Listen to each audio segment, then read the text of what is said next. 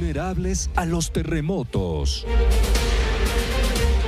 5 departamentos de Bolivia en franja roja.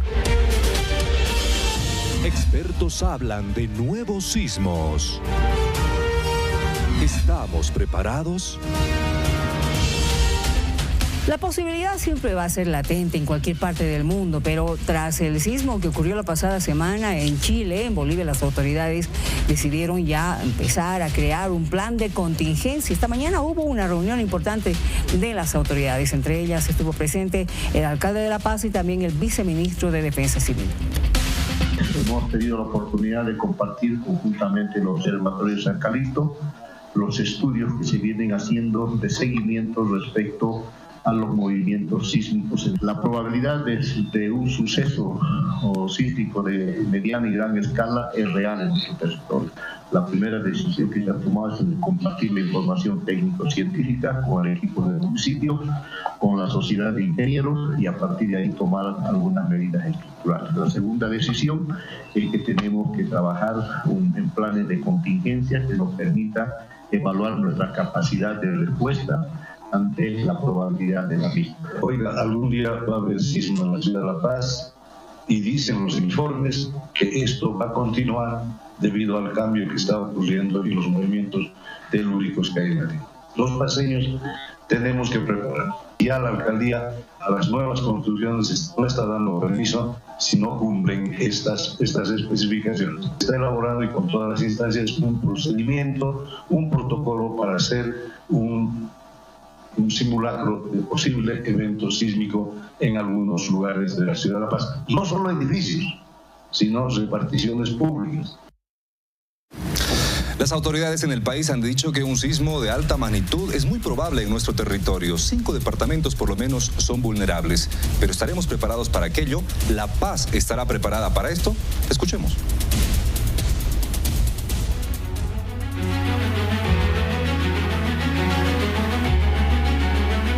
Nosotros hemos sentido sismos bastante fuertes hace unos años atrás, pero la gente se ha asustado. ¿Usted sabe qué se puede hacer en caso de terremoto? Bueno, yo creo que es refugiarse en un lugar seguro. Lo que nos han indicado que tenemos que tratar de, para empezar, no hacer la alarma, tenemos que intentar estar en los lugares donde hay los muros de contención de las puertas. En varios lugares de la ciudad se encuentran letreros como este, punto de encuentro. Muchos ubicados bajo el bisel de edificios antiguos que no cuentan con planes de evacuación en caso de incendio o sismos. Salir sin hacer pánico a un lugar abierto. Luego, si estuviera en un edificio, acogerme a un lugar donde hay muros, ¿no?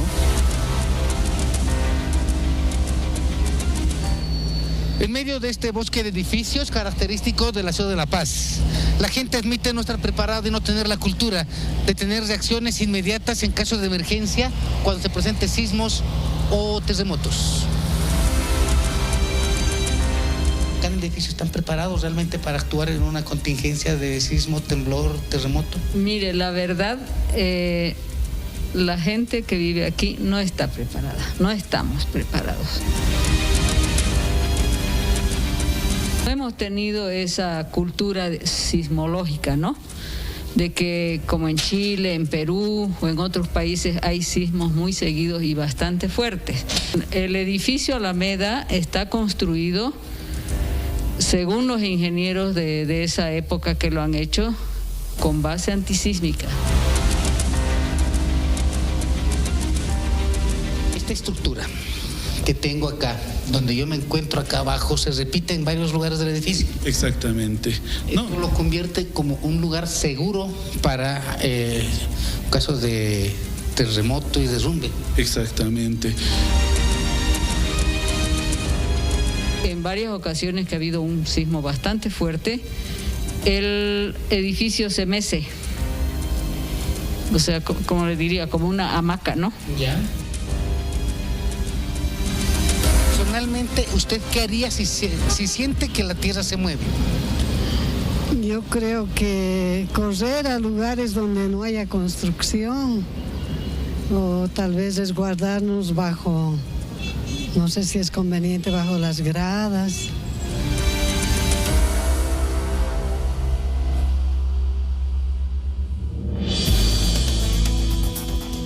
Diferentes países en América Latina, en Centroamérica, han instalado códigos de construcciones antisísmicas que en este momento son un requisito para poder ser aprobadas o avaladas y que se lleve adelante esta construcción. Construcciones en rodillos que lo que hacen que la infraestructura pues se balancee según el movimiento de la tierra dentro de las diferentes técnicas que se van instalando en otros países. Pero ¿qué pasa en Bolivia? En nuestro país, ¿tendremos construcciones que cumplan estas características? Sí. Las modernas, tal vez sí, pero ¿qué pasaría con las construcciones antiguas si es que llegara a temblar nuestro país de una manera más fuerte? Vamos a saludar a nuestro invitado que está con nosotros, es el ingeniero Patrick Putnam. Él es ingeniero civil y estructural y nos acompaña, boliviano, pero desde Brasil. Muchísimas gracias por este contacto con nosotros. Buenas tardes. Buenas tardes, ¿cómo está? Mucho gusto. Un placer. Por favor, ingeniero, yo hacía referencia a este tema de las construcciones y aquí voy a aprovechar para contarle una pequeña experiencia. No digo anécdota porque no ha sido un momento muy grato. Yo estuve el 5 de septiembre del 2012 en el segundo terremoto más fuerte de Costa Rica, 7.6 en la escala de Richter, con una profundidad de 18 kilómetros, muy superficial. Y además de eso, una duración impresionante. Lo más intenso casi 2 minutos y el resto de las réplicas casi 5 minutos. Pero ¿por qué le comento esto? Luego de haber vivido esa experiencia terrorífica, por cierto, las casas estaban intactas. Solamente hubo daños estructurales en algunos hospitales que eran los más antiguos. Hubo, sí, un par de personas que perdieron la vida, pero el país está intacto, pese a que tiembla de manera muy constante. ¿Qué pasaría si es que en Bolivia tendríamos características similares? Bueno, lamentablemente en Bolivia no hemos tenido una norma de diseño sísmica como en otros países, es decir, venimos atrasados en el tema. Recién en el año 2006 el ingeniero Grandi hizo una primera publicación que se llamaba Norma de Diseño Sísmico para Bolivia, pero no era una norma, solamente era una publicación, porque para que sea norma tiene que estar aprobado legalmente y tiene que tener una obligatoriedad de uso, ¿no? Posterior a eso, el 2016, yo también hice una publicación que se llamaba Manual de Diseño Sísmico para Bolivia, que ya venía con algunas mejoras en base a las investigaciones y cosas de San Calixto. A partir del 2020 es que se conformó recién un comité para la elaboración de una norma sísmica y ahora en el año 2023, en noviembre, es que se tiene una norma de diseño sismo resistente para Bolivia recién aprobada, es decir, de uso obligatorio. Pero si se da cuenta, estamos muchos años atrasados. Entonces, se ha venido construyendo en La Paz, por ejemplo, o en todo Bolivia, sin ninguna obligatoriedad de que los edificios sean diseñados sismo resistentemente.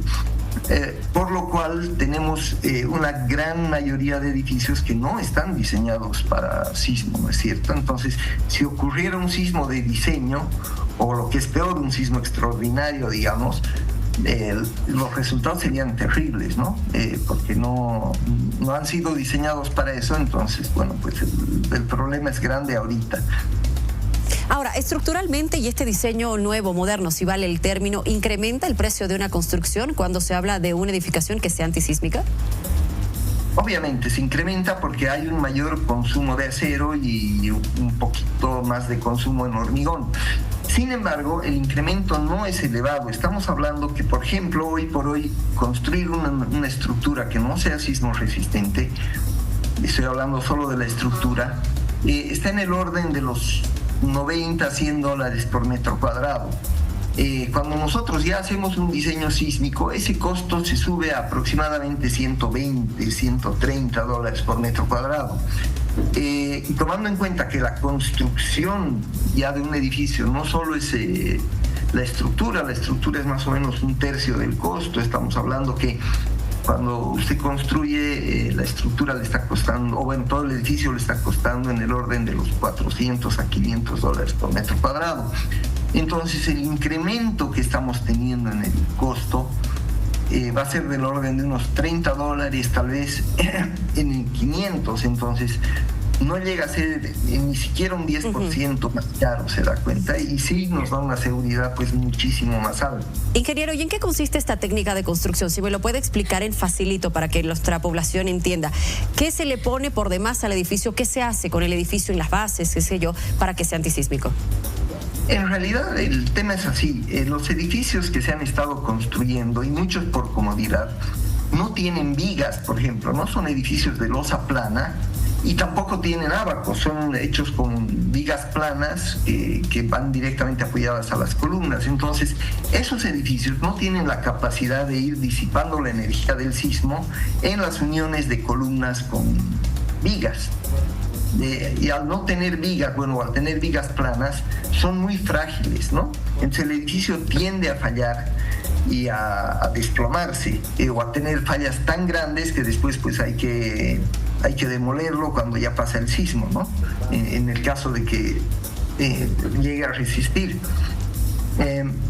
La diferencia básicamente es que los edificios sismo resistentes tienen vigas, no los hacemos sin vigas, y los que son sin vigas se diseñan con ábacos de punzonamiento y tienen su técnica, ¿no? Tienen un poco más de acero y sobre todo, más que tener más acero solo por tener, tienen mayor confinamiento en el acero, es decir, los estribos, eso ya es un tema que la gente no lo va a comprender, pero es darle la capacidad al edificio de disipar mayor energía, ¿no? Que sea un edificio más dúctil, en pocas palabras, que permita que tenga deformaciones y en el proceso de tener las deformaciones va disipando la energía del sismo.